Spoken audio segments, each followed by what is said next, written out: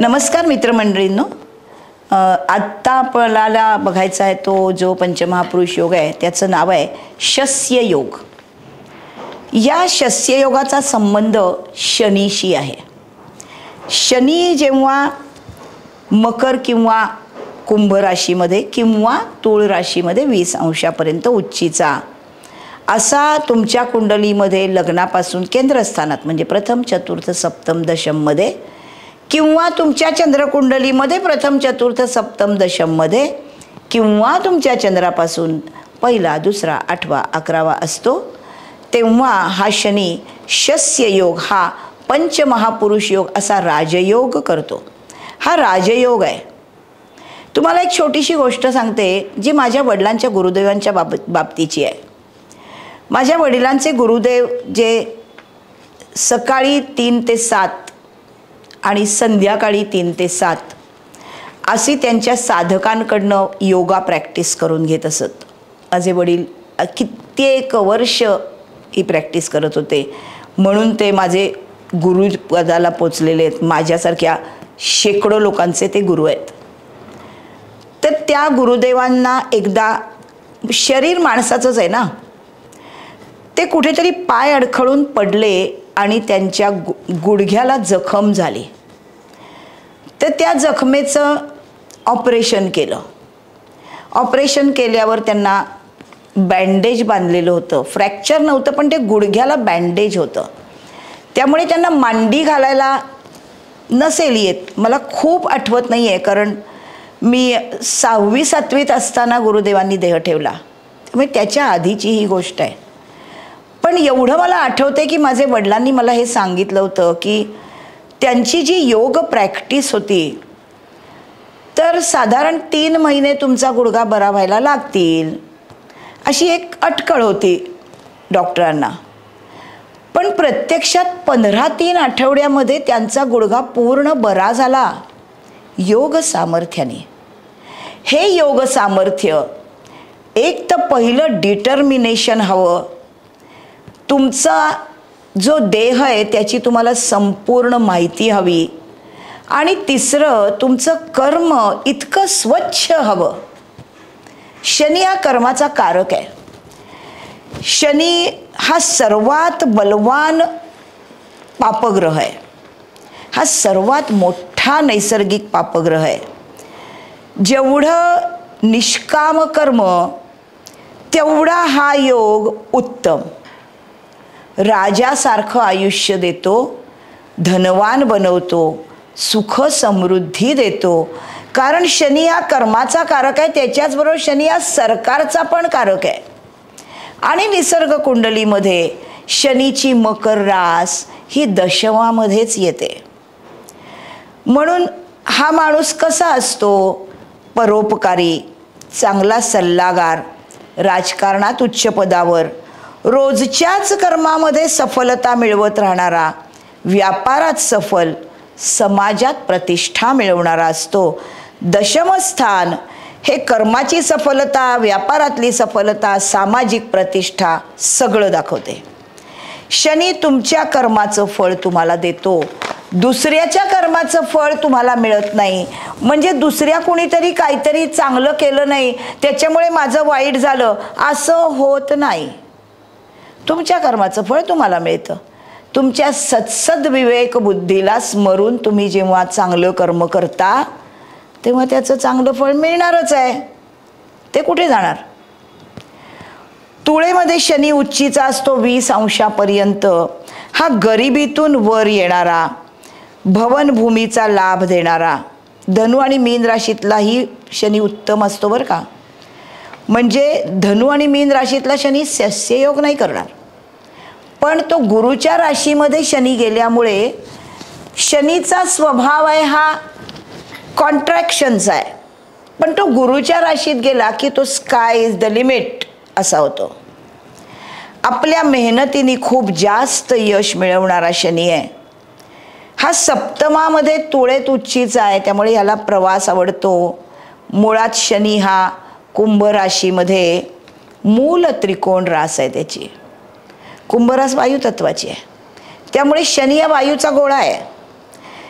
परत याच्याबरोबर शुक्र आला, त्याचा मित्र आहे शुक्र. शनीच्या लग्नांना शुक्र शुभकारक ग्रह आहे. हा वाहन सुख पण देतो. शनी हा सरकारचा कारक आहे. दशमामध्ये शनी असेल चंद्रापासून किंवा लग्न कुंडलीमध्ये लग्नापासून, तर हा न्यायाधीश. शनी हा सर्वप्रथम न्यायाधीश आहे, कारण तो अतिशय निस्पृहपणाचा एक उदाहरण आहे. त्याचे निर्णय हे कधीही बायस्ड नसतात. तुम्हाला माहीत आहे की तुम्ही असं काम केलंय, मग त्याचा असा निर्णय होणार आहे, तुमचं तुम्हालाही माहीत असतं. इथे चूक होत नाही. शनी कधीही चुकत नाही.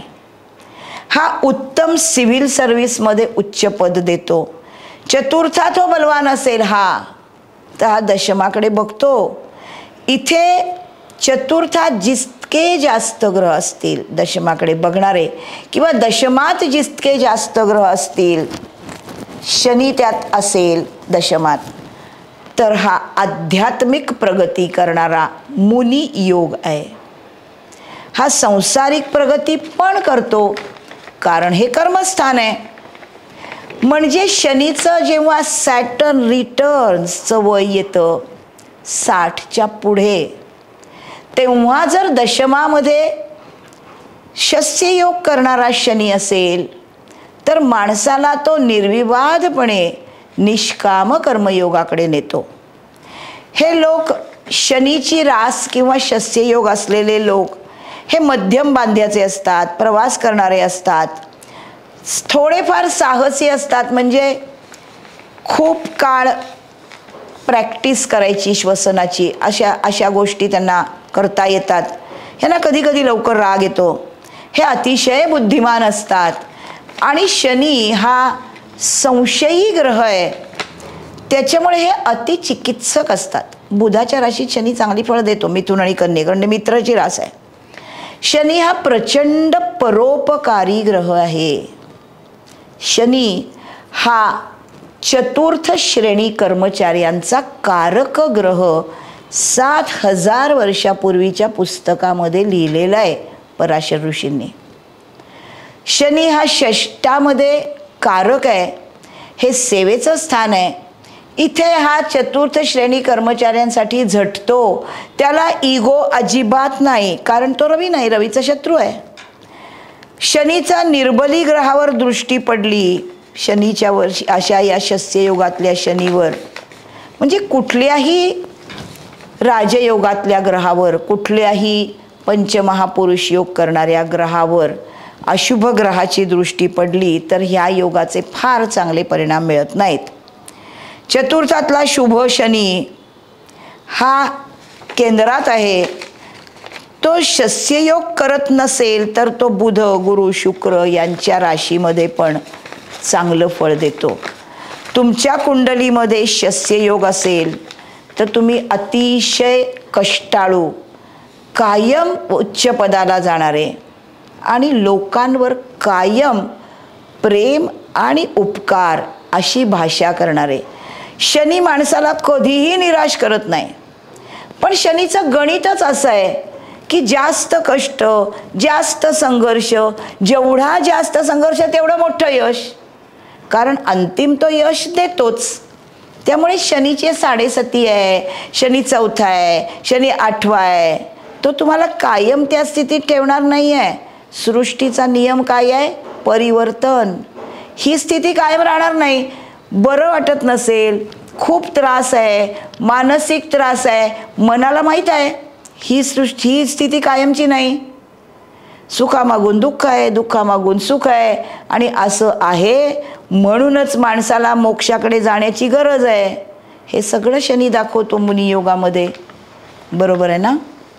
याच्या पुढचा योग आपण बघायचा आहे मालव्य योग. आपण जरा कष्ट घेतले, श्रम केले, मनाला त्रास घेतला. आता मज्जेचा ग्रह बघूया, शुक्राचा मालव्य योग. शुक्र हा लक्झरीज आणि कम्फर्ट्स आणि सौंदर्य याचा ग्रह आहे. सगळी ऐहिक सुख देतो. लग्नी असला सुंदर चेहरा, मोहक चेहरा, त्यामुळे लोकांचं प्रेम.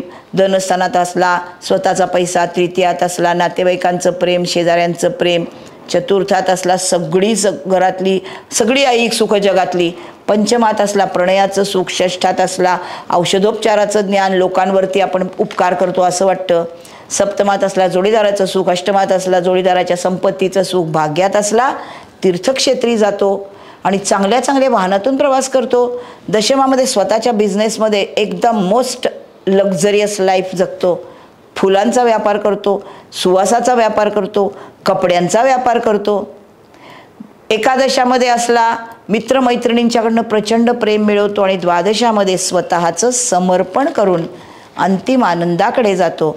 असा हा शुक्र सगळी सुख माणसाला आयुष्यातली देतो जर हा वृषभेमध्ये किंवा तुळेमध्ये किंवा मीनेमध्ये उच्चीचा असेल. लग्नापासून प्रथम स्थानात, चतुर्थ स्थानात, सप्तम स्थानात, दशम स्थानात, चंद्रापासून पहिला, चौथा, सातवा, 10वा किंवा चंद्रापासून पहिला तर बघितलाच, दुसरा, 8वा आणि 11वा असेल तर हा पंचमहापुरुष योग या शुक्राचा जो आहे त्याला म्हणतात मालव्य योग. 1, 4, 7, 10 मधला हा मीनेतला जर शुक्र असेल तर सगळं समर्पणाचं सुख मिळतं. एकूणच शुक्र हा जोडीदाराचा कारक आहे, लॅविशनेसचा कारक आहे, सौंदर्य जपणारा आहे. जोडीदार, दागदागिने, वैषयिक सुख, आनंद, संगीत, वाहन सुख, फाईन आर्ट्स हे सगळं मिळतं माणसाला. नीचीच्या बुधाबरोबर जर ह्याची युती झाली म्हणजे मीनेमध्ये मीन राशीमधला शुक्र उच्चीचा आहे, तिथे नीचीच्या बुधाबरोबर त्याची युती झाली तर या राजयोगाचा फारसा चांगला परिणाम दिसत नाही. शुक्र हा स्त्रीकारक आणि जलकारक ग्रह आहे, त्यामुळे हा फेमिनाईन ब्युटी लग्नी असेल तर, चतुर्थात वाहन सुख, सप्तमात जोडीदार, लीगल गोष्टी, समाजाकडनं सुख आणि दशमामध्ये उत्तम बिझनेसमधून रिलेशन्स निर्माण करणार आहे. हा जो शुक्र आहे हा सुख उपभोगाचा योग आहे शुक्राचा. कसा? चांगली शरीर संपदा, मनाची बलवान स्थिती, ऐश्वर्य, संततीकडून सुख, प्रेमळ जोडीदार, वाहन सुख, सुखावणाऱ्या भावना खूप टोकाच्या, ज्ञानी आणि प्रसिद्ध, नेम अँड फेम हे सगळं सुख उपभोगता येतं. आधी पैसा, मग साधनं. आता इथे ऐश्वर्य आणि ते दान देणं ही वृत्ती असते माणसामध्ये.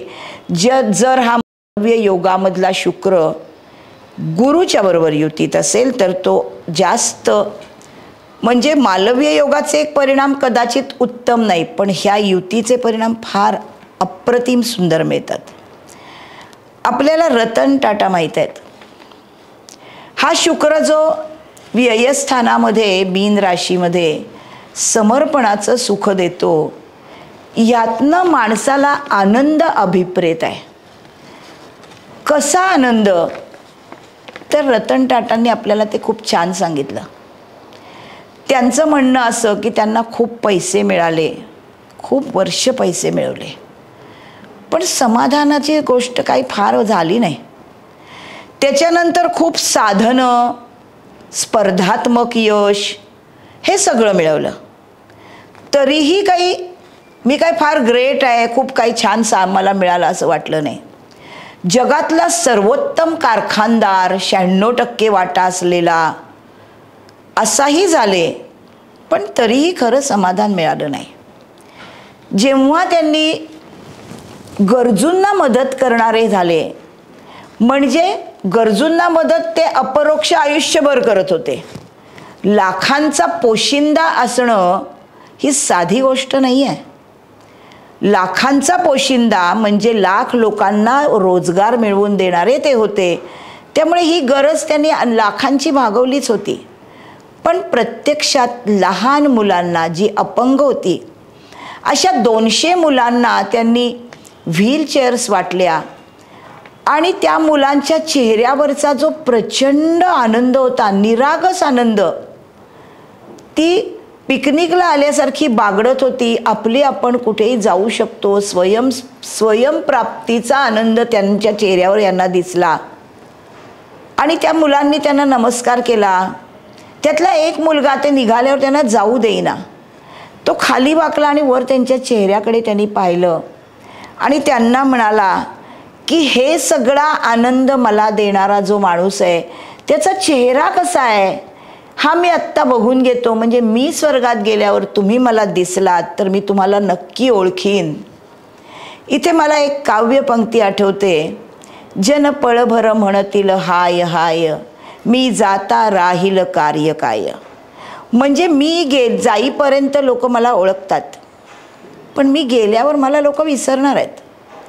पण रतन टाटांच्या तोंडून हे आलं की हे जरी खरं असलं तरी मी स्वर्गात गेल्यावर सुद्धा मला ओळखणारा कोणीतरी तिथे येईल आणि तो मला ओळखेल. हे मला हवंय, हे मला आनंद देतंय, ही माझी इच्छा आहे. इतका आनंद जो माणसाला आयुष्य जगताना पण शुक्र देतो आणि समर्पणातला आनंद व्ययस्थानामधला आध्यात्मिक आनंदामधला शुक्रच आहे. बरोबर आहे ना? असा हा मालव्य योग करणारा शुक्र आपल्या सगळ्यांना खूप आनंद देऊन गेला.